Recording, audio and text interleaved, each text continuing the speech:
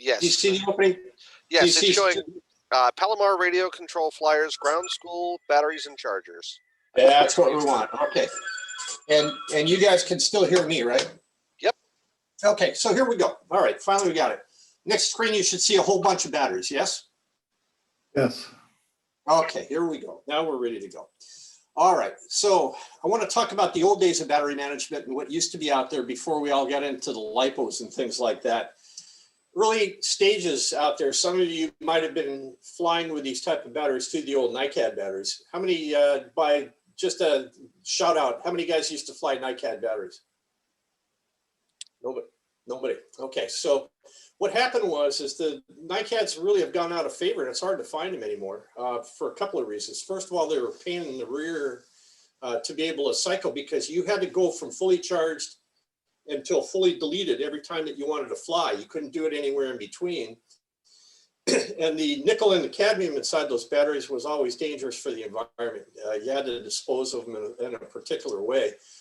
Then it moved up to the nickel metal hydride batteries that are out there. The good news on those were that they had no memory effect. You could charge them, leave them charged, or discharge them partially, and everything was okay. And still today, you can still find the nickel metal hydride batteries. You still see them in some of your consumer electronics at home, and some of the other types of products. And a few planes have even still got some of the old nickel metal hydride batteries out there. But they're much safer for the environment, but they're still a little bit on the hazardous side.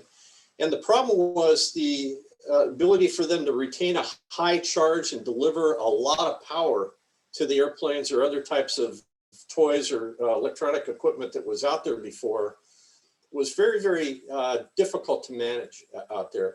And you hardly see them anymore, but you can still buy them, and some of your electronic equipment around the house may still have them in there.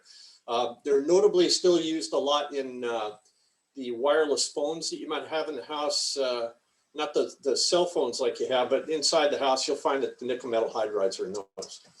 But the real current technology today is ones that I think most of you are familiar with, the LiPo type batteries. And as you probably know, that stands for lithium polymer. Now, I'm not going to get into the science on this stuff. We're going to talk about the practicality for use on it. But if you want to find out more about why there's a polymer style of battery out there, you can do it, and how they actually work with insulators and all the other stuff that goes into this, but it's not germane to the conversation tonight. The other kind of battery that's out there is the second one, the black one that's out there, is becoming increasingly popular. They're almost identical to the LiPo batteries that you have today, with the big difference is that they're much better at high power rating applications. They're notably used on a lot of the racing drones that are out there today, or some of the bigger aircraft out there, typically the ones that have a wingspan of over 72 inches and might have specific high power requirements, particularly as it relates to 3D flying or very high speed flying and stuff like that. And we're going to talk about the discharge ratings on these things in a little while. But the physical size, the way that they connect, everything else between the traditional LiPo batteries and the graphene type batteries are identical.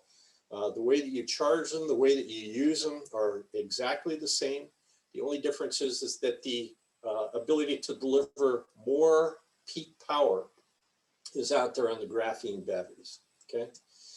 There's a couple other kind of batteries that you might see from time to time out there, and they're not as common as you would find with the LiPo type batteries. But one of them is the lithium ion batteries. The lithium ions are routinely used in computer equipment and all the electronic gadgets that we carry around today, the iPads, the iPhones, the music players, that type of thing. The main reason that they're out there is that they're very long life and they have an ability to retain a charge for a long period of time and so forth. Doug Abel, I know, and myself have been flying some of the FPV planes using the lithium ion batteries. And if you put the 2, 3, 4 cells out there, depending on the requirements for the motors and the speed controls on some of these smaller long distance planes, you can get an hour or more flight coming off of the lithium ion batteries. If you're interested in seeing how those work, I know Doug's got a plane that he flies with a lithium ion, and I have a couple of them as well. The batteries are commonly available. You've probably seen them around advertised for different types of things. You'll find the lithium ions in that shell casing shape that you see in the picture up there, or in some of the rechargeable flashlights and stuff too. All right. Then the last category of the most common batteries that are out there are what they call the life batteries, or lithium iron phosphate. And typically these are almost exclusively used for when you want to power a receiver and the servos that are operating separately from your normal flight battery. And why you want to do that is that if you get a real strong sag on the motor, turning the propeller on your airplane or your drone or whatever you happen to have, it still preserves the power going to the receiver and the servos that are out there. And these last a long time. First of all, they carry a real flat power curve so that for the duration of the flight as you charge these, that they'll retain the charge for almost the entire length of the thing until they suddenly stop. But the duration of the ability to hold that power is really good. The other thing that's really good on these things is once you charge them, they'll hold a charge for weeks or months. You don't have to worry about, like you do with the LiPo batteries, the cycling or storing them at a different voltage that's out there. So I put these in example. I like to fly slope sorting down at the beach. And I don't use motors on the gliders. I just use it for the receiver and then the servo control that's out there. And sometimes I can go for weeks before I have to recharge that life battery. So it's a real handy thing to do out there. All right, so some of the things about the LiPo batteries, which most of you have, I want to get into that, and we'll get into detail on all of this stuff. It's on the cell counts that are out there, the type of current that they're capable of empowering the planes with, and so forth. What C ratings mean. An important topic that most of you probably aren't familiar with, but it's going to be a big part of our conversation tonight, is the internal resistance on these batteries and all the weird different kinds of connectors out there. We're going to get into much more detail on all of these as we talk about it tonight. So somebody asked earlier, what about how should you charge and so forth? When you buy a LiPo battery, they always talk about the nominal charge on these batteries at 3.7 volts. So if you have a 3-cell battery, you'll see them advertised as 11.1 volts, 3 times 3.7, 4 cells, 6 cells, whatever you happen to have. It's just a multiple of that 3.7 volts out there. So when you're trying to buy a battery, from your favorite dealer or distributor that's out there, note that they're not misrepresenting the thing, but this is the typical way that battery manufacturers express the voltage in these things. So the other side of the coin is, what should you charge the batteries at? There's a school of thought that's out there that has become kind of conversational, I guess. Most people know that the maximum that you should charge each cell in the battery is 4.2 volts per cell. But some people now are saying you should only charge to 4.1. And the reason for this is it puts less pressure for performance on the batteries. And you can probably get more extended use for cycling from full charge to suggested discharge rate by going to 4.1. I've tried it. It doesn't really make much difference. And quite frankly, when you charge your batteries to 4.2 at home, by the time you get to the field, that probably lost a little bit of voltage to begin with, especially on overnight type of a situation, where they're going to drop down to 4.1 per cell or 4.0 per cell out there. And that's not a dangerous situation. It's common to the LiPo batteries. Dave Story had asked a question earlier tonight, how low should you go on your batteries? And most manufacturers will tell you that you should never let your batteries go below 3.3 volts per cell. And we'll talk about how you can measure that and so forth. I think other manufacturers have also indicated that if you ever let a battery go below 3 volts per cell, you might as well throw that battery away because it can't recover. So the proper way to do this, and we'll get into this a little bit further down the road here, is that you want to keep your battery stored after usage at 3.85 volts per cell. And that can vary. If you go between 3.7 and 3.85, that's a sufficient number to keep your batteries stored at. And I think you'll find that most of the manufacturers and most of the heavy users of the type of equipment, and people that know a lot more about this than I do, have indicated anywhere in a range of 3.7 to 3.85 is just fine, okay? And you never, ever want to charge your batteries higher than 4.2 per cell. This is when you're going to see swelling, heating, and potential fire explosion that comes from the cells out there. And we're going to get into how to avoid that situation a little bit later on as we talk about internal resistance on the battery and some of the other things related to getting into it. So we're going to expand on all of these topics in the next couple minutes here, and would welcome any questions that you have after I get through that part of it. So as we take a look at the different batteries out there, there's a whole lot of S's and C's out there, and most people don't know what they stand for. Anybody want to venture a guess what the S stands for? Serial? Yeah, it's actually in series, and you're exactly right. And the C side, and we're going to expand on this, is the current capability on the batteries that are out there. We'll pop into this. So Doug gets the gold star here for the answer on what the S rating stands for. It says how many cells are in series. So real common, the batteries, as you take a look at them, as they're fully charged, a 3-cell battery, it charges to 12.6 volts. So it's 3 times 4.2 is 12.6. 4 cells, 16.8, and right up on the line. All you got to do is multiply them out. And that's the maximum suggested charge that you can get on any given battery per each cell. Does that make sense? Okay. All right. So the reality of the situation is that the batteries come in different sizes out there in terms of an amperage rating, but the voltage remains the same. We're going to get into that. But as you take a look at the different batteries and the different sizes, it's just in parts more power. It's kind of like putting a bigger gas tank on your car, or probably more appropriately, it's how many cells you can put in a flashlight. The old fancy D-cell type flashlights that we used to have, some were 1 cell, 2 cell, 3 cell, 4 cell, provides more power, more light. And it's the same situation on the batteries as it relates to your airplanes, okay? So as we're flying, we'll get into this a little bit more. The batteries have the capability of storing so many amps of power, and they always express them in terms of milliamp hours. But one of the things that we do is we try to take a look at the end of our flights, everybody pulls out their battery meter and throws it on the airplane. Or sometimes you've got telemetry on your airplane so you can see how much voltage you've chosen. Why is it that we use the voltage to measure how strong those batteries are, as opposed to the amperage? Why is that?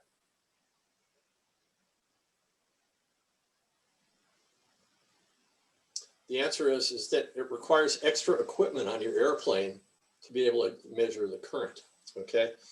For the guys that fly drones like Doug Abel and myself, most of the drones have an inbuilt current meter that's built into those. And it's actually more accurate to see how much of the battery that you've used with the current than it is for the voltage. But most people don't have a current meter or an amp meter built into their, on the airplane side of things, so that it's impossible to measure. So the easiest thing to do is if you're flying and you land and you see that you've got 3.7 volts left in your battery, it's time to charge that battery up, okay?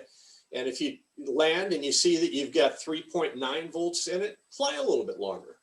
So typically what I do as an example is when I put a new battery into my airplane, if I've got a brand new plane and I'm flying with new batteries, I'll actually put it up on my bench for a while, okay, and anchor the plane down. Or if I'm building a plane and I've got the motor and ESC outside of the airplane, I'll actually run that plane for a few minutes with either a voltmeter on it or an amp meter on it, if I have that available.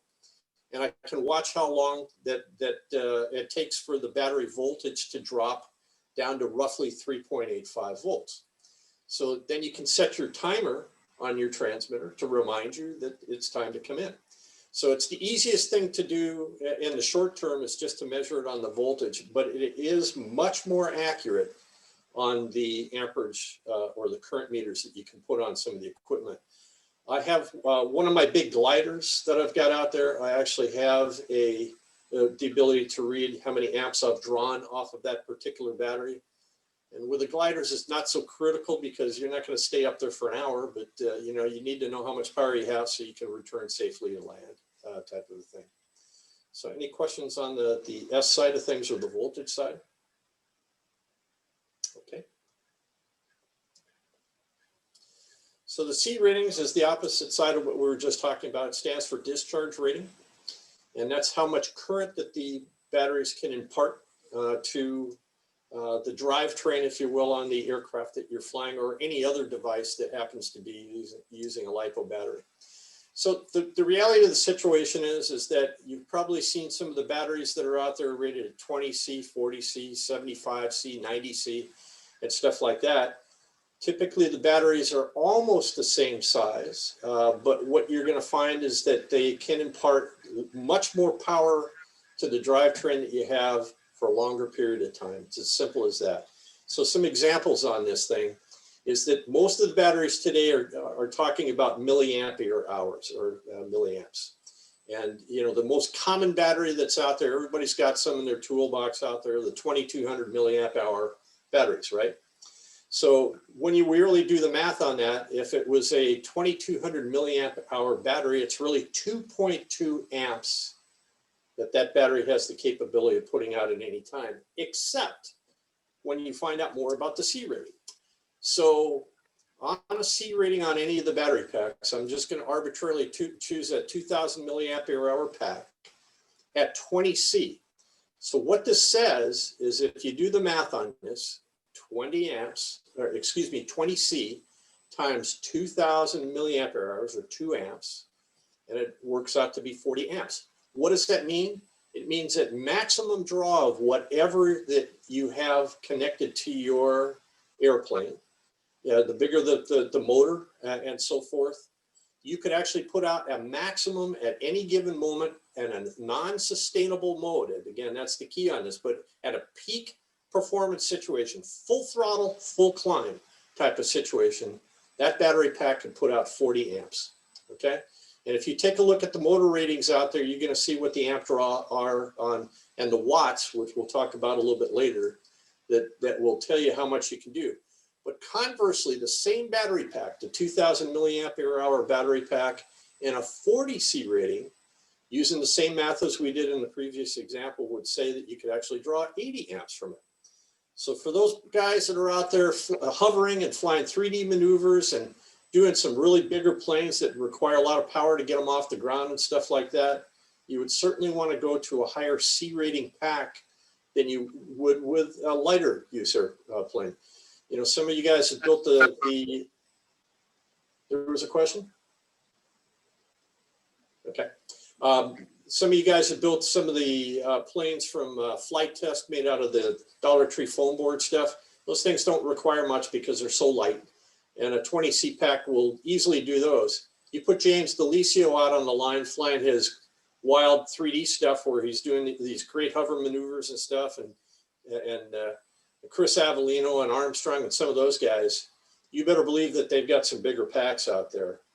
And I can speak from experience. I've got, and I know that Doug Abel's got some too. If you're flying the high-speed racing drones that are out there with the 4 motors on them and stuff like that, I'm routinely flying 80 or 90 C packs on those because the impact that you're doing for fast acceleration, climb outs, you know, some of the high-speed maneuvers that you're doing out there really puts a lot of draw on the motors. Bottom line on this thing, buy what you can in terms of the cost, because each of them are incrementally more expensive the higher you go inside of the C ratings. But there's really some value in there because the batteries do last longer because they're not being abused so much. So Dave, the other thing, I have a question. Hey, can I ask a question on this? This is Bill absolutely, Weiler. absolutely, jump in. Okay, 2000 milliamp 20C pack, 40 amps continually. 2000 milliamp 40C pack, 80 amps continually. Will that be 80 amps be for half the time? I mean, is No. the time the same, or will it be half? It'll still go the same amount of time. Depending on the draw. So for example, let's say theoretically I put a little foamy out there, real lightweight foamy, and I fly off of the 20 CPAC. And let's say that the maximum sustainable flight time for that aircraft is 6 minutes. I'm just picking something out of the air here, okay? If you put the 40 CPAC on it, if you weren't taxing the battery real hard, in other words, you're flying straight and level flight just in circles around the field, both packs would last you about the same time. But if you're going into a high performance type of a situation where you're trying to get real straight up vertical type of a situation, or doing some hovering or some pop tops or other types of maneuvers that require a great deal of power on the planes, you better believe that that 80 or the 40 CPAC is going to have more sustainability on it. And that also holds true in something that we're going to talk about a little bit further down the road when the batteries age, what actually happens. And we're going to get into this topic called internal resistance here pretty quick. And as the batteries get older, and you've all seen them, some of the batteries that begin to swell a little bit or get real hot when you've been flying them, or they get hot when they're charging them, that battery is starting to reach the expected life of that pack, and it's probably time to put it to rest. Yeah, there's one right there, Doug. Yeah, that's it. And we've got some pictures of some of these things that are out there that make it go. So the simple answer is, if the flying was exactly the same under non-heavy load, both batteries would perform about the same. But it's when you start beating on them that makes a difference. I've also found that the higher C rating packs tend to take more charges than the lower C rating packs out there. And if I have a choice, the difference in price between a 20 C pack and a 40 C pack is not that great. I would say it's only about 10 or 15% more, and you really get a lot more bang for the buck by buying a higher rated pack. The only thing you have to be a little bit careful of is that the higher C rated packs are slightly larger than the smaller C rated packs. Not greatly, but if you have a really tight fitting battery compartment in your airplane, it may not fit, okay? But in most cases, I think you'll find that the higher rating packs will fit in just fine, okay? Steve, Great, thanks. Steve, this is Gary. Yeah, Gary. Would this be a good analogy? You got two batteries, both are 2000 milliamp, one's a 20C, one's a 40C. If I run both of these batteries at full throttle, the 40C will actually run out of gas faster than the 20C. Just the opposite. Just the opposite. Yeah, the 40C, Oh yeah, the 20C will run out the faster than 20C the would 40C. run out much faster than the 40C, yeah. So for example, let's say that we have a 20 amp draw on the motor out there, the motor and ESC combination out there at maximum Right. throttle. It develops 20, 25 amp draw, which is not unusual on a smaller plane. It can be a lot higher than the bigger ones. You'd cook that 20 CPAC pretty quick. I mean, it would go down to its knees and beg you to take it out of the plane, okay? But the 40 CPAC would make a lot of difference. When you're out at the field, you see some of the guys that have some of the higher performance planes or bigger, just physically larger stuff. Take a look at their packs. They all show what the ampere hour rating is and also the C rating on those packs. And you'll see right away what the guys have chosen out there. I would almost say categorically that most of them are going to be 40 and above. So the simple way to think of it, I guess for me, would be the 40C would be a larger or twice the fuel tank in a sense. In a sense, that's right. It's more like thinking of like a garden hose versus a fire hose. Okay? You got it. If you had a bucket full of the same amount of water, in other words, 2,000 gallons of water, and you try to push all of that water through a garden hose, you'd have some problems, trying to put the fire out. Whereas the 40, which would be the fire hose, you'd have a chance to push a lot more through it. Does that Hey, make sense? Steve. Yeah, that helps. Thank you. Okay. Hey, The other Steve. thing to consider, and I do not recommend this, okay, and we'll talk more about this as we get into charging, but with the higher rated CPAC or the C rating packs that are out there, you can actually charge them at a higher rate than you would the smaller packs. So some of you I know are fast charging your batteries out there. I don't recommend that. It's asking for trouble in a couple of different categories that we'll get into a little bit later. But the upshot on the situation is that the potential of charging faster, because it's like pushing that water through the fire hose compared to the garden hose again. That's the easiest way to think about it.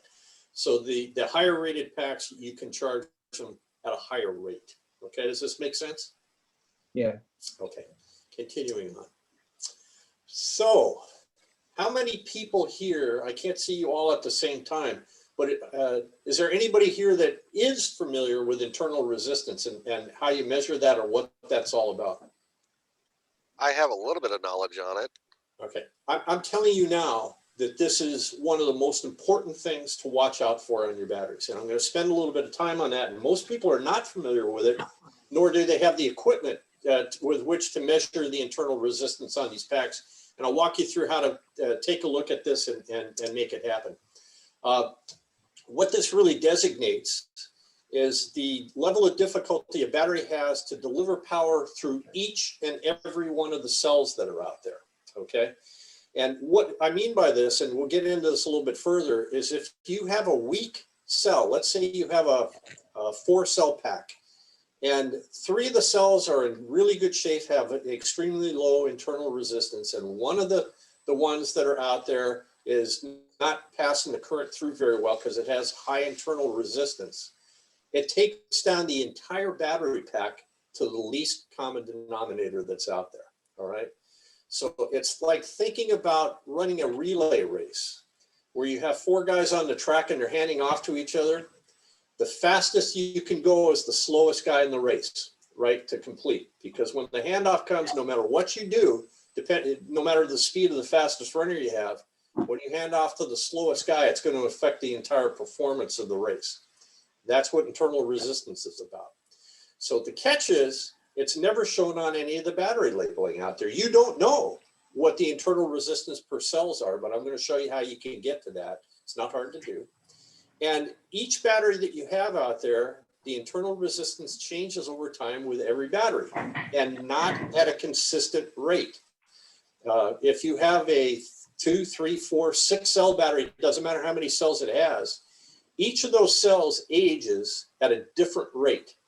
Most of the manufacturers try to match the cells as closely as they can. And the first thing that they do is they put the cells while they're still in the factory for each cell, they put them on an internal resistance meter, okay? And what they try to do is find the cells that are all the same. And then they stick them all together in that fancy wrapping, and then they put the leads on it for charging and balancing the batteries and stuff like that. So, but they do change over time.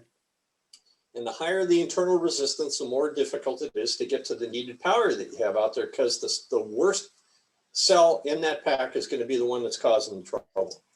So, whoop, sorry about that. Hang on one sec. So if you've got that one weak cell in the battery, let's say we have a 3-cell battery and the middle cell happens to be the weak link out there. That cell is going to heat up in a hurry because it's working too hard to try and pass the current through the entire pack to make it go. And if you've ever seen a battery swell, typically one of the batteries is, or one of the cells is swollen more than all the rest. And it's because that one has the bad internal resistance. And the biggest key that you can see that something's going on is if you pick up your battery after you've either charged it or discharged it by flying and that battery is hot, you've got a bad internal resistance on that cell. Okay, does this make sense? Okay. Dave, one clarification. Sure. Listening to the voltage rating of each cell and how you can multiply the voltage by the number of cells tells me that the cells are all wired in series. They're not parallel. That's correct. That's that S. That's the That S. directly what you just talked about for resistance. Yeah. Okay. So Thank you. how can you check internal resistance? There's a lot of different ways to do it, and some are fancy and some are not. So to measure it, some of the chargers that you have today, if you bought a charger within the last 2 or 3 years, most of them have the ability to check internal resistance on there. And if you're going through the menu options on your battery chargers that are out there, you can typically go balance charge, fast charge. You can discharge the batteries as well.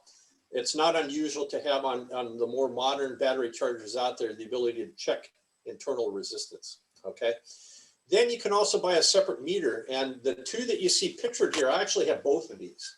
The top one is a Turnigy internal resistance meter, and you'll see on the upper right corner, it's kind of hard to see in the picture here, but there's a XT60 battery connector that's on the top, plus the balance leads that are immediately below that along the right-hand edge there. And when you plug this thing in, you simply plug in the XT60 lead or use an adapter for a different type of a battery. And then you plug in the balance lead, you touch a button and it will read out for you. And I'll give you an example of this in a minute of what the internal resistance per each cell and then also the accumulated internal resistance is. And I'll kind of show you in a minute where you can get into it. And that one is about, I think it was about 30 bucks or so. And I go through each of my batteries about once a quarter just to see how the internal resistance is going on each of the packs. And I'll show you how I mark them in a little bit later so that I can remember which are the batteries that are beginning to age and so forth. The one that's down on the bottom there that says capacity controller, you've probably seen, some of you guys have them in your toolboxes already. You're just checking the conditions of the cell. They give you a percentage of how fully charged that they are and so forth. If you go look on eBay or some of the hobby shops out there, you'll see these listed as a 5-way battery meter. They're out everywhere and they're super cheap. They're like 15 bucks or so.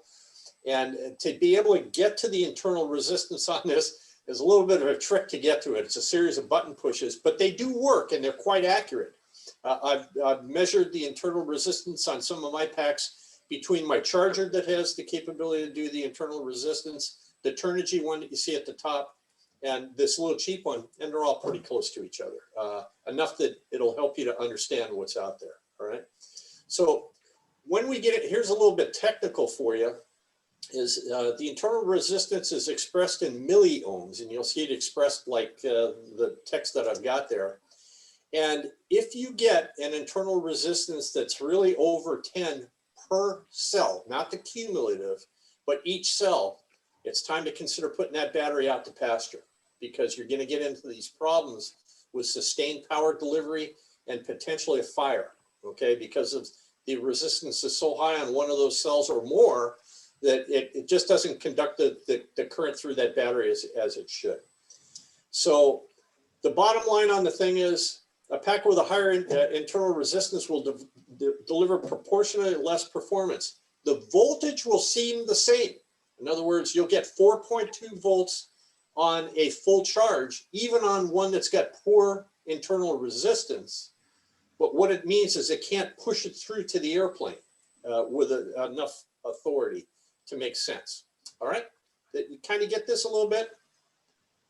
Okay, so let me show you what it looks like. If you pull up a meter and you plug the batteries in, here's a 6-cell battery that has a variety of different internal resistance. And if you look, the ranges are anywhere from a low of what, 2.1 to the highest one at 3.6. This battery is still flyable.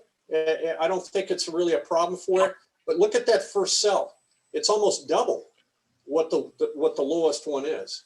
That's the troublemaker in the future. And as they start to degrade, the ones that are the highest degrade the fastest because they've got so much heat going through them to try to catch up and pull the entire current of that battery through the thing. So then down at the very bottom figure down there where it says 16.1, that's if you just added up all 6 cells, that's what it would be. So the key to this again is if you start seeing any of the cells on your batteries having an internal resistance of 5 or more, it's a watch. You know, start thinking about it's time to put that into retirement. If you get above 10, time to put them to rest. Time to get rid of them, okay?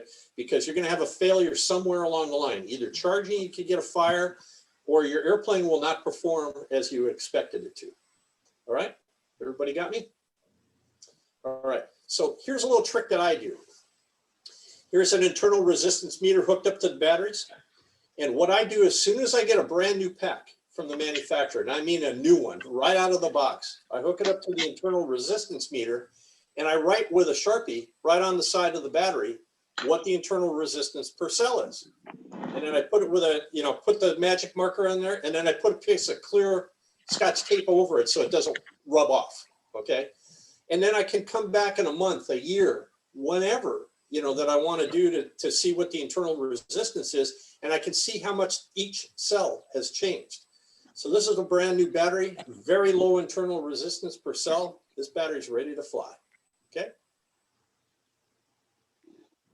Questions? I have a question. Gotcha. Actually, Ray Fisher found this on the internet somewhere and he told me about it. And it's a little equation where you take 12,000, just a number that's used in the equation, it's constant, and divide it by the milliampere hour of the battery to get an acceptable internal resistance value for that battery. That's actually how these formulas work in these meters. That's exactly right. Okay, and then the same number, you multiply that number by 4, and that's gives you a number, an internal resistance number, which you should not use the battery at that level. Yeah, in essence, that's exactly right. Okay, and what you're seeing here with these meters is it's just doing the math for you when it really comes down to it. So that's it. Christy, I almost didn't recognize you without your hat. Yeah, that's true. Okay, so good purchase thing for you, something to have in your toolbox is to get yourself an internal resistance meter. Everybody should have one, and they're inexpensive, and it will really help you out. Okay. So let's jump onto a new topic here. This has to do with battery connectors. There's a million of them out there, and these are the most common ones. And I'm not going to get any detail on these things, but it used to be the most popular connector out there was the Dean's connector, which is those kind of red ones with the bar type connectors on them. The bullet ones, which are the next ones below that, typically used for a much higher current type of situation. And simply the wires are bigger and the connectors are thicker, so you can punch more current through them. The most popular type currently out there are the XT type connectors, and the most common ones are out there for batteries that are under 4,000 milliamps or so are the XT60, and the 60 designates that you can pump up to 60 amps of power through that connector, okay? And then they also make them in 30 and 90 out there, the common and the XT series that are out there. Battery or the type of connector, that blue one down there is the EC connector. They're pretty proprietary. Horizon uses them a lot in their airplanes, and some other manufacturers are still using the ECs. And then lastly are the small ones down on the bottom right-hand corner, the red ones, the JST, typically for low current usage type of stuff. You can buy a battery pack specifically from some manufacturers and get the type of connector that you want on it. Or you can actually change the connectors that are out there. I used to fly Deans all the time, and I used to hate to solder them because they're not easy to do because it's a flat situation. You would tin the leads, try to solder the wire to those flat connectors out there, and it was always a pain in the butt. The XT connectors, I like to solder them better because they have like a cup that you can put the wire lead down into, and they're very, very easy to solder, and they seem to last a little bit more too. They don't spark as much when you put a high current load on them and stuff like that. For some of the low performing airplanes I have out there, the little tiny guys or some of the wacky ones that you guys see me fly at the field that are smaller, I run the JSTs on those, and that's it. I don't think we need to get any more detail on the connectors, but it's not unusual to create adapters on these things, so you can use the same battery and different types of connections that are out there. You can buy a charge lead, the one up in the upper left-hand corner. It's got like 9 different kinds of connectors on them. You can hook up to your charger, so you can charge just about anything. And then you can go between the different types of connectors that are out there. The barrel type connectors to a Dean's you see up in the upper right-hand corner. The bottom left ones are the Dean's connectors to the XT type connectors and so on. These are easy to make up, or you can buy them pre-made from a lot of the different sources out there. If I'm getting new batteries and stuff, I've bought these connectors instead of me soldering them up on eBay and stuff like that, and they're $2 a piece. It saves me the trouble of going through soldering them up, and usually make them pretty good. Okay. We're going to go off of the battery side now, start talking about the chargers. Before I do leave this, any questions that you've got about the stuff that we've already covered? Okay. Hey, yeah, Steve, I got a question. How long can you leave a battery that's discharged down to like 3 point, well, whatever the storage voltage is? How long will that sit on the shelf and before you have to do something with it? That's really an excellent question. If you put them in a storage charge of 3.85 volts or so, somewhere between 3.7 and 3.85 indefinitely, you can have them out there literally for years to be able to do that with no challenge to the batteries. The only caveat to that is the older the battery gets, the worse that they get just over time. Time does degrade them. But if you store them properly, you've got them out there. And I'm going to give you an example of that. I have probably 60 batteries, or more. And imagine a lot of you guys have that too. And some of them, because I'm always really careful about charging them properly at a slow rate and then storing them at that 385 charge, I'm religious about it. I've got some batteries out that I've flown 500-600 times out there that are now 7 and 8 years old, and they still have low internal resistance. It's incredible. So if you take care of your batteries, you're going to do just fine. All right. Hey, thanks. Hey, Yeah, you bet. Steve, it's Phil. Yeah, Phil. Can you talk a little bit about disposing of batteries, proper way to do it? Absolutely. We're going to get to that. All You right. bet. Yeah, good question. All right, let me get into this a little bit further here and talk about the chargers. The picture that you see there is courtesy of Dave Ellis. That's actually his charging station at his home. And one thing I'll note on this real quickly, he's charging on a steel surface.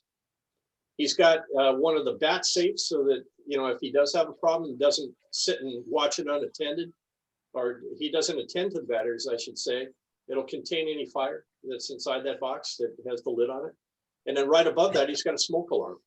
If you were to look at my house, I have a similar situation out there. I have, it's just on wooden shelving in my garage, but I built a containment area out of ceramic tile, like floor tile, kitchen tile type of stuff, that is surrounded on 3 sides. The bottom, the back, and top of the shelf has all got the tile in there, and I've got a smoke alarm in there. And I happen to have that exact same charger. In fact, I suggested to Dave that he get it. And if you're interested, that's been the best value charger I've ever had. And I can get into more about that for you a little bit later. So anyhow, what you want to look at is if you're getting into this hobby and you're serious about it, there are 2 things that you should spend the most money on. First is a really good transmitter, because it'll last you for years and you can assign hundreds of models to it in some case and buy the best one that you can afford. The second area that you want to spend the most money on is the best charger that you can afford, because it'll last you for years and treat your batteries right and stuff like that. And we're going to talk about some differences on some of the chargers out there today too. So most of the batteries today, or battery chargers, I should say today, can handle all kinds of different batteries and all different formulations. They can do the lipos, the lithium ion, the life type batteries. You can even charge your car batteries with these things. They've got the lead acid capability on them too. If you're in a pinch, you get a dead battery in your car. And the bigger differences, and you're going to see some pictures of this coming up in a minute, is that some of the chargers will only do 1 battery at a time. Some will do multi-charging. And the picture of the one that you see in the screenshot there is that one actually can easily charge up to 4 batteries at a time and more. And you'll see what I'm talking about in a little while. And if you do buy a new charger for yourself, you want to make sure it's capable of balanced charging. Virtually everyone has that today. The second thing you want to look for is the ability to put the battery in a storage charge. And the storage charge will work for you in both a plus or a minus type environment. So if you go out to the field and you don't completely discharge your battery for that flight, something happens and you only flew it for 2 minutes and it's still got a battery charge, when you put it into storage, it'll bring the charge of the battery down to 3.85 volts. If you happen to have gotten lower than that, you flew for an extra long period of time and the cell was only 3.3 or 3.5 out there, the storage charge will bring it up to the 385 and stop charging, okay? And then the last thing you're going to look for is not all of the battery chargers on the market today have the ability to look at the internal resistance, but most of the newer ones do have that. And it's a good thing to look for. So most all of them today can do the LiPo, the life, the lithium ion, and the lead acid. The other thing to look for in a charger that makes sense is either 12-volt power supply, so you can hook it up to your car battery that's out there if you're out in the field, if you have a generator or something like that, or go to the typical wall power that's out there. And most of the newer ones today can work on both. And if you're looking for a new charger, I would recommend one that has that dual power capability to it. Steve, Yes. I built a light gadget that discharges the battery, and it was in the magazine. We're gonna talk. That we get. I'm gonna hold that question for you because we're actually gonna address that in a minute. Okay. Okay. All right. So here's some representative examples of different chargers that are on the marketplace today. I don't recommend or, tell you not to buy either one of these things. I have that down in the bottom right picture, that little IMAX charger that's out there. A bunch of guys have got them. I keep that in the trunk of my car. If I go to the field and I need a quick charge off of the solar station that's out at the field, I use that one because it's just handy, it's small, and I can keep it in the trunk of the car. The one that's above that, I think, is a high tech. I used to have one of those, and that's a 4-station charger. You can do 4 different types of batteries all at the same time out there. And the one on the left side is a Venom. It's kind of a favorite for a lot of people out there. I don't like it because it's huge. It's a great big charger, and it only can do 2 at a time on that. But, I can share with you this charger that I really like. I can't think of the name of it off the top of my head here, but I'll give it to you at the end of our talk today. But there's a million different chargers that are out there. And the key on this stuff is what we're going to get into next. And that is, how many watts do you really need? Okay. So we're going to talk a little math here like we did with internal resistance before, but I think that you'll easily understand what's going on this thing. Generally, the higher wattage capacity, the more adaptable it is to a wide range of sizes. So if you're only flying little tiny batteries, 2200 milliamp hour or below, 3 cells or below, you can buy any charger. It doesn't make any difference. But as you grow in the hobby and the power requirements for each of the airplanes continue to grow for you, you want to make sure that you don't have a situation that you have an underpowered charger out there.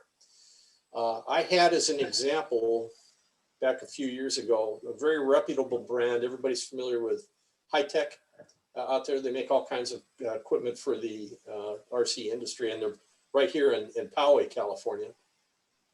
I bought one of their chargers. It was a multi-charger out there, and I wasn't paying enough attention to the thing. And it was a 150-watt charger out there. When I started to graduate to bigger planes and I got to 6-cell batteries, it used to take 3 hours to charge those batteries. And, no good. Okay. So what we're going to walk through, I'm going to show you why watts are important in terms of what you're going to do. So for those of you that had an engineering course at some time, we're not going to get into the science side of this thing tonight, but watts are determined by multiplying volts times amps. Okay. That's the formula for the thing. You'll see why this is important in a minute. So for an example, if we had a 2200 milliamp hour 3-cell battery and it generates 12.6 volts at the maximum charge, if you're charging at 1 C, so in other words, 1 times the current charge of that battery, which is the proper way to do it, that battery requires 28 watts of power to be able to charge to full capacity in about an hour, by the way. These are watt hours. All of the examples I'm going to be talking about tell you how long it takes to charge a battery in about an hour, okay? And that's the best way to do it. We'll talk more about that in a little bit. But if we go now to a more common size for some of the bigger airplanes out there, a 5,000 milliamp hour 6-cell battery puts out 25.2 volts. At 1 C charging, just for that one battery, you need 151 watts. If you got 4 of those big boys, you better have a 600-watt charger if you want to charge them all at the same time within an hour. You follow? Okay.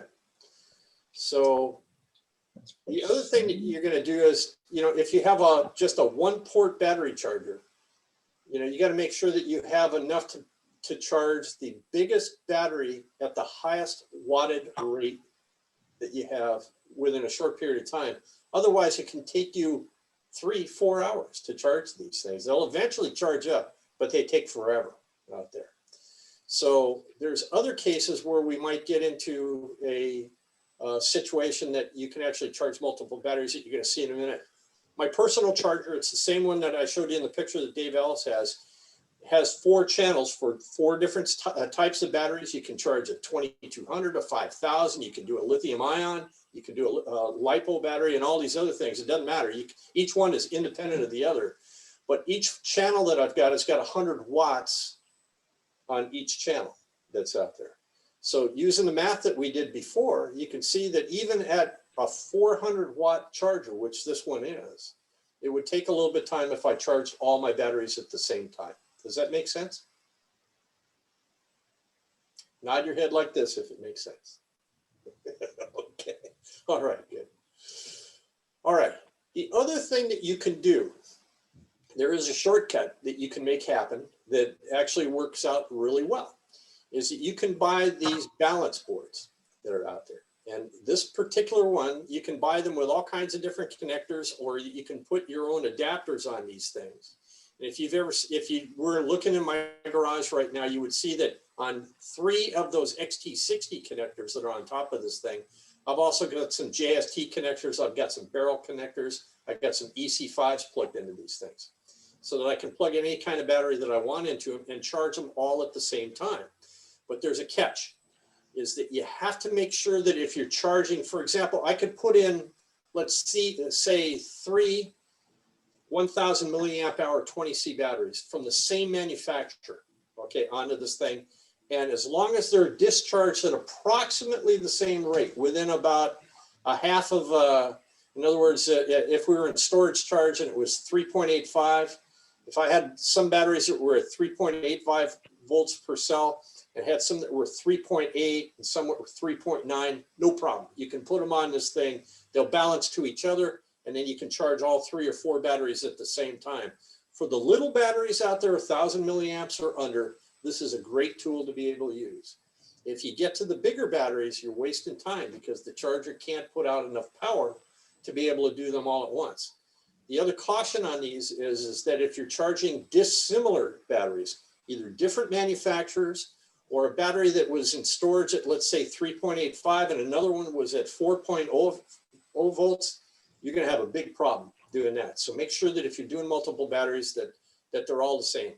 And if you do charge multiple batteries off of one of these balance boards like this, you have to multiply the charge rate. So if the battery is a 1000 milliamp hour battery and you charge 3 batteries at the same time, you have to put 3000 milliamp hours into that charger at that port. Does that make sense? I hope. Yes, no? Steve, just to make sure too, you don't want to charge like a 4S and a 3S on one of these balance boards, right? Thank you for bringing that up. You absolutely have to have matching batteries on the situation out there. And if you don't know what you're doing on this, don't try it because you can start a fire real quick. But as an example on the bottom bullet on this thing, if you charge 3 2200 milliamp hours at the same time and they were all the same make and roughly the same state of discharge that are out there, you should charge them all up at 3 times 2200 or 6600. All right. Yep. I do it all the time, but as my personal guide, I do 0.1 volt difference is the max that I'm going to do. Yes. And I'll charge, if it's a 2200 milliamp battery, I'll charge it at 2000 per battery. So in this case, I'd go 6000 just to be on the safe side. And that's a really good point, Phil. Well taken. Excellent. All right. So how fast should I charge my batteries? Battery manufacturers recommend that you charge the batteries at the same milliamp hour rating of the battery. So in other words, if you've got a 2200 milliamp hour battery, charge it at 2200. You got a 5000 milliamp hour battery, charge it at 5000. You can exceed that, but this is where the batteries start to fatigue out and can generate a lot of heat and change the internal resistance on the battery over time. So like I was saying is that, you can charge them at a higher rate. And if you're in a pinch and you only do it every once in a while, by all means, you can get it done if you're in a hurry. But if you want your batteries to last a really long time, only charge them at the rate of the advertised labeled charge out there. So the other thing is that at the 1C rating, keep your battery stored at 385 and should allow for hundreds of charges. Like I was saying before, I've got batteries that I've had for 7-8 years and they still work just great. All right, and the other thing on some of the chargers, you can do a fast charge or a non-balanced charge. Why you would do that, I just can't even imagine, because what you're trying to do is maintain each cell at the same rate out there through both the storage, discharge, and full charge of those batteries. So use that 1C charging type of a situation and your batteries will last you a long time and much less chance of a fire type of deal. So charging, everybody I think should know that you should never leave your batteries unattended. Dave Ellis brought me a battery. In fact, I've got a picture of him here that you'll see in a minute. He turned his back on the thing for a little while, went in the house to get a soda or something like that, and the battery got all swollen up. I'll show you a picture of the thing, and it was just short of catching on fire. He got lucky on the thing. You want to charge in a fireproof surface. I told you about how you can do that on a steel surface, or like I've got with a tile wraparound type of deal. Make sure you got a smoke detector somewhere nearby. And a lot of people like these bat safes. I don't, because it's tough to get the leads in and out of it and try to charge multiple batteries at the same time. But the people that have these tend to swear by them. And they're about 50 or 60 bucks, as I recall. And if you're really cautious, this is a good way to go. Right? So the other thing is, trying to get the right way to carry to the field and so forth. Myself, I use one of the ammo cans for some of my bigger batteries out there. And for the smaller ones, I've got one of these fireproof bags. They're really inexpensive. That Z LiPo guard bag will hold half a dozen to a dozen batteries. And they're really cheap. They're under 20 bucks. And Costco has got a nested pack of the ammo cans out there. You can get 2 for 20 bucks. And they work out really well. So, this look familiar to anybody? This is the field charger, and a lot of people are making mistakes on the use of the field charger out there. Notably, for like, I don't even know whose charger this is, but the one on the left has the ability to charge multiple batteries at the same time. Well, when we're doing those multiple batteries, if we've got for example, let's say that those were 2200 milliamp hour batteries, the ones on the left, the yellow ones that have the dates on them. If we're charging those, you're charging each of them at 2200 milliamp. So going against the solar charger out there, you're drawing down 4.4 amps worth of power.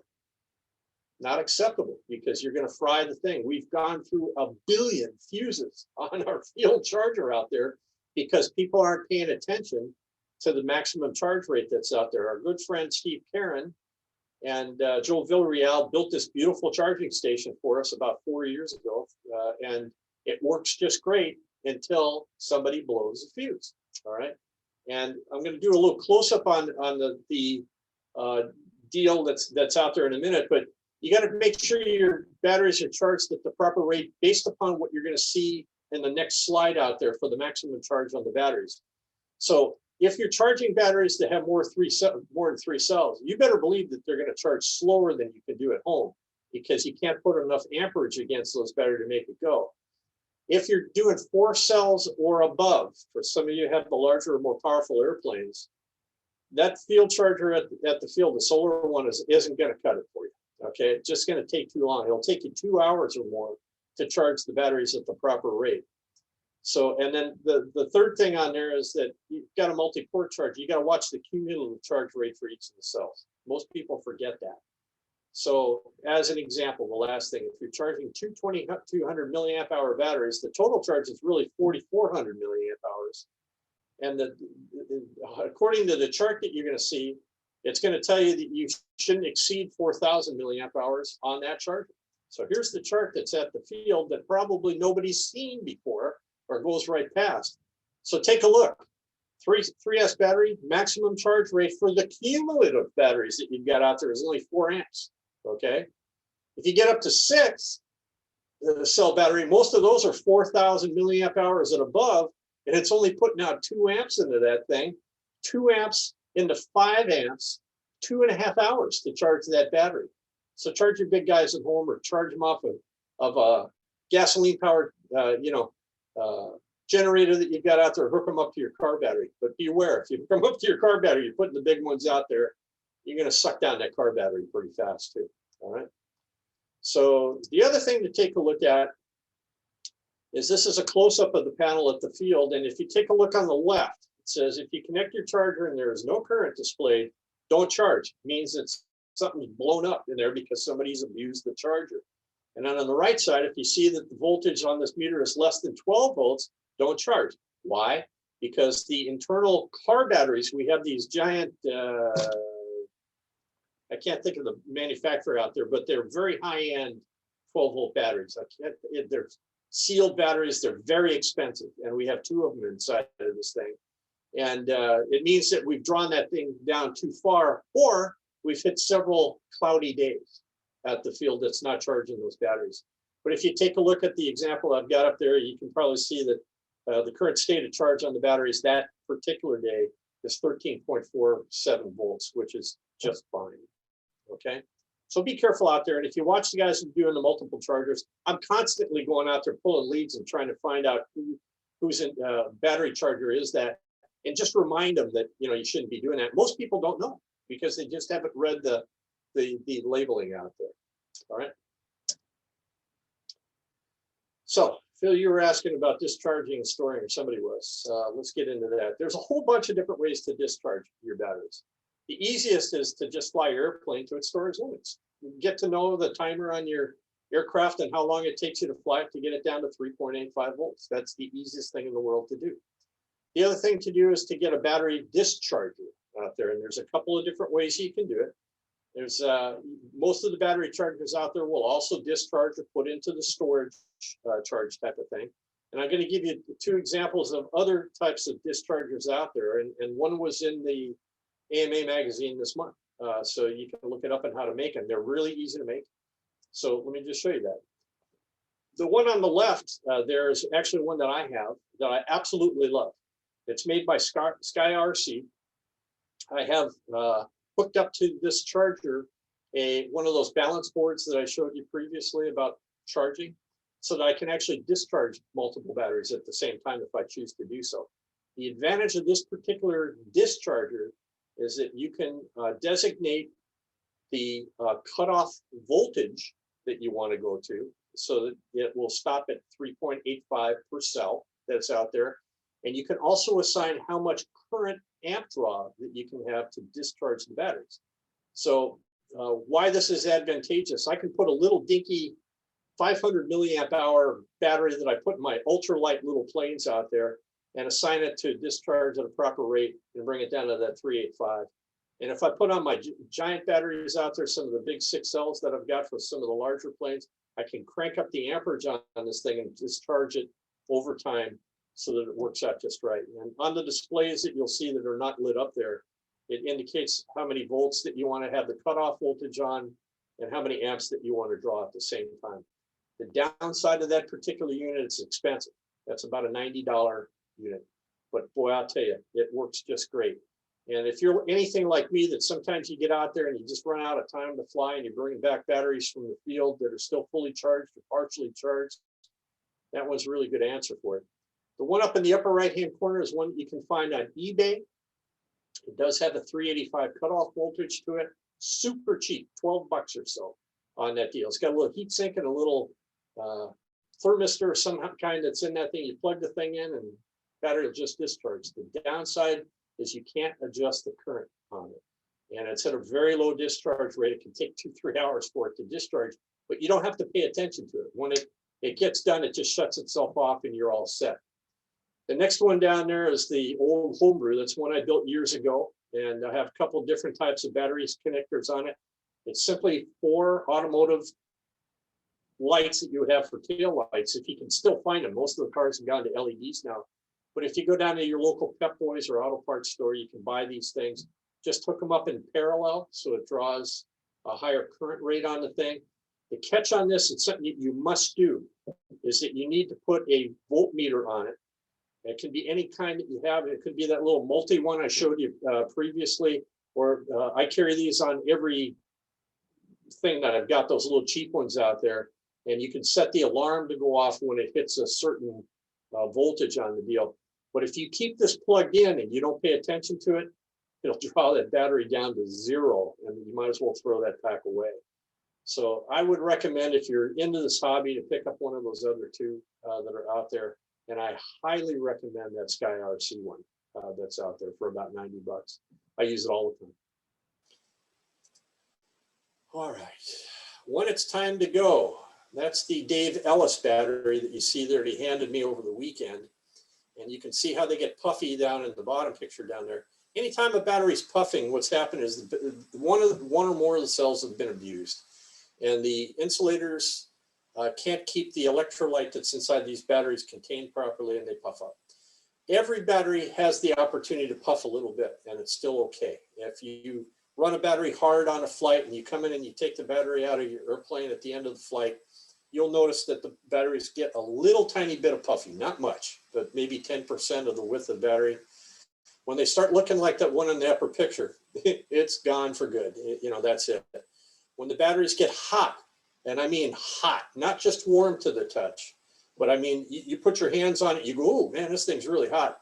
That battery's probably cooked to death and you can't get past. Anytime that you see that there's a physical puncture of some type, where you've crashed the airplane, or the covering's peeled back, or that there's some sort of a hole or penetration or deformed in some way, time to get rid of that battery. The next thing is that sometimes the balance leads and the battery connectors themselves, get munged up at a crash, or somehow you get it snagged in your carry case or something like that. Be real careful on those, because if they short, you're going to get a fire. And then the last thing is if you start noticing each of the cells get a high internal resistance rate, it's time to go. Okay. So how do we get rid of them? Getting back to Phil's question out here. My favorite way, there's different ways to do it, but my favorite way is to just make a salty water solution. You get a couple teaspoons of salt, mix them into some water. I keep a bucket, like one of those Home Depot orange big buckets. I put one out at the field last year that we keep with Brian and that. And you just toss the battery in there, and you're going to see bubbles start to form right off of all of the leads on this thing. And after a couple of days, they go down to 0 safely. No volts in the thing. And lithium, surprisingly, does not damage the environment. It's an inert metal that apparently doesn't have any detrimental effects to it. Or you can take the packs after you've discharged them in Home Depot and Lowe's and some of the other hardware stores. Also have a disposal place, but don't bring one in that's charged. Make sure that you nuke them. The other way to bring them down is that one that I showed you for discharging with the light bulbs on it. If you plug it into the light bulb, the batteries will get warm, but not hot. And if you leave them on there until they put out 0 volts, then they're safe to throw them away too. Anybody else have a good idea for disposal that you like to use? Okay. So where do you get your batteries? The only place I don't buy my batteries is at the local hobby shops. And I hope that they don't shoot me, because they're just more expensive than any place else, by sometimes double what you're going to do.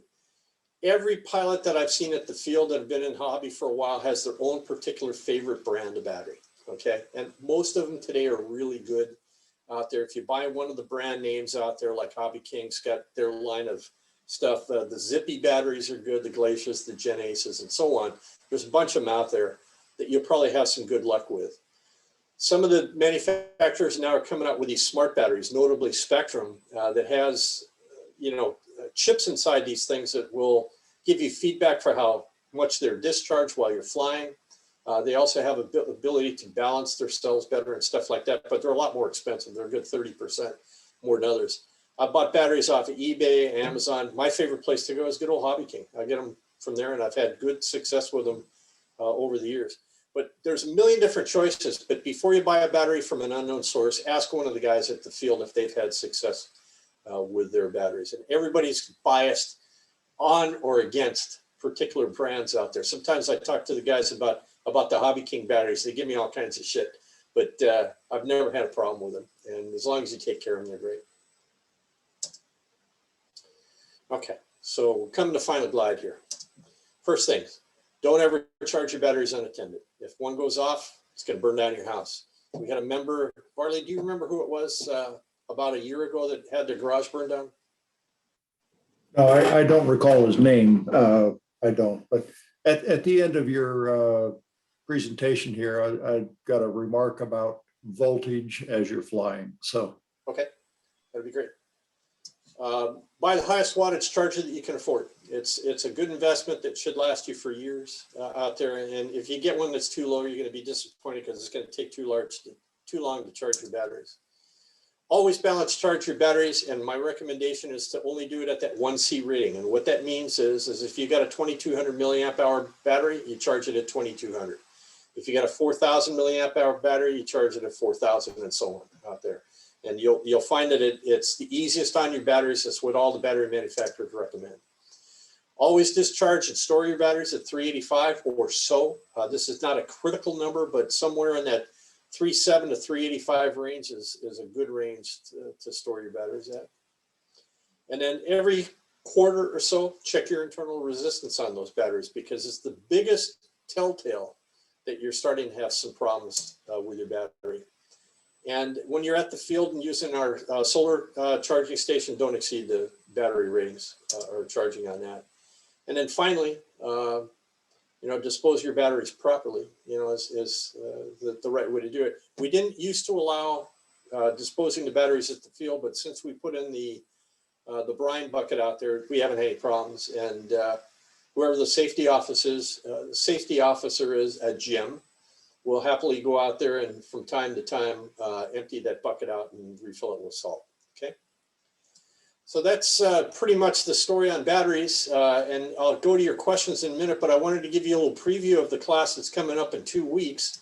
Is we're going to get into radios and receivers, and we're going to talk about binding dual rates and expo, assigning switches, creating some mixes, and how to set up your receiver for fail-safe when you're flying so that you have a chance to recover. With that, what questions do you guys have? Varley, let's start off with you. You had a good suggestion. well, what I was going to talk about was the voltage as you're flying. You may or may not have been out there when Don White and I are kind of going off against each other with the jets. I've found that the jets are probably the hardest thing on batteries out there. My particular jets, I'm using the 6L 6,000 milliamp, and I believe that they're 50C. Yep. But more importantly, I'm able to monitor the voltage as we're flying. And that's the real telltale sign of when you should come down. For an example, when we really get hot dogging against each other out there and it's time to land, I've seen it come down to 19 volts. And that, if you calculate that out, that's only like 3.15. But if you see it go down to 19 volts, we back off and then the voltage starts creeping back up. But at that point, it's time to land. So yep. that's exactly it. Right. Yep, good point. Questions, anybody? Yep, I have a question. Yep. The question is what is the temperature range that you can store your batteries at safely? I'm not sure. I just do them at room temperature or below. Batteries prefer cold than too hot. Where do you store your batteries at? I just leave them out in the garage. Typically I have a big rack that I should show you a picture of sometime. I have this big wooden rack that I've got built out that just stores them.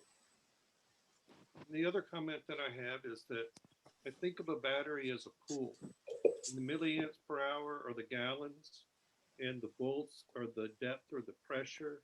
And Yep. then the C rating is the size of the drain at the bottom, about how much Yep. water it'll drop out. Yeah, it's a good way to look at it. Anybody else? Good job. All right. Thank you, gentlemen. Appreciate you sitting in, hour and a half. We're all done, and hopefully see you guys in a couple of weeks for the others. I'm gonna make this, the slides for this thing will be